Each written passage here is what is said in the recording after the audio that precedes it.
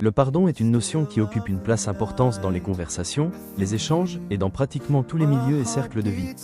Que ce soit à la campagne, en ville, dans les domaines professionnels, dans les familles, dans les couples et même dans les milieux religieux. En un mot, il ressort que le pardon est indissociable de l'être humain. Mieux, on peut même aller jusqu'à dire que là où il y a de la vie, il doit y avoir le pardon parce que même les animaux qui ressentent fortement les émotions ont besoin aussi de notre pardon pour toutes les fois où nous sommes injustes vis-à-vis d'eux.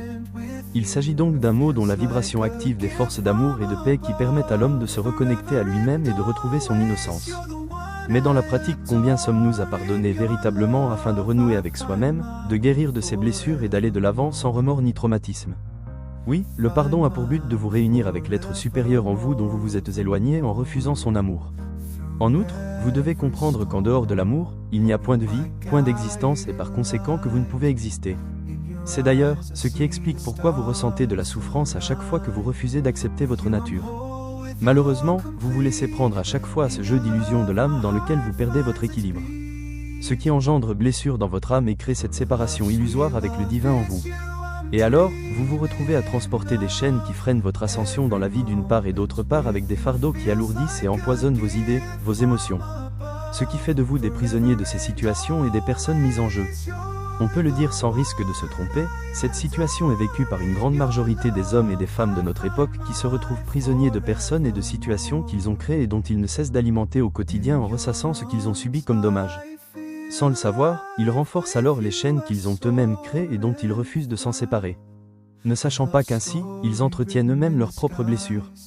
Cette manière de faire peut être due au fait que la plupart des gens n'ont pas appris l'importance et la nécessité du pardon pour l'évolution d'âme.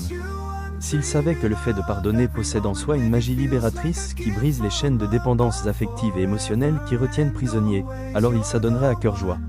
Enfin, à ceux qui objecteraient qu'il leur est difficile de pardonner car ils ne peuvent oublier le mal qui leur a été fait, nous pouvons répondre que la vie ne leur demande pas d'oublier l'action car l'action est déjà faite et même enregistrée dans la nature.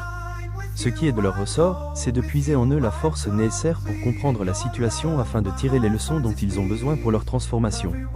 Ensuite, il faut comprendre que les émotions ressenties dans ce genre de situation sont des enseignements qui nous apprennent à ne faire subir en aucune façon les mêmes misères aux autres. Alors, une fois cette conscience DE accent aigu développée, vous décidez de retrouver votre paix et votre joie de vivre en ne vous laissant pas conditionner par des situations extérieures à vous. Bien au contraire, à travers cette philosophie de vie, vous affirmez consciemment votre souveraineté spirituelle et la maîtrise du pouvoir divin afin de vivre épanoui et heureux.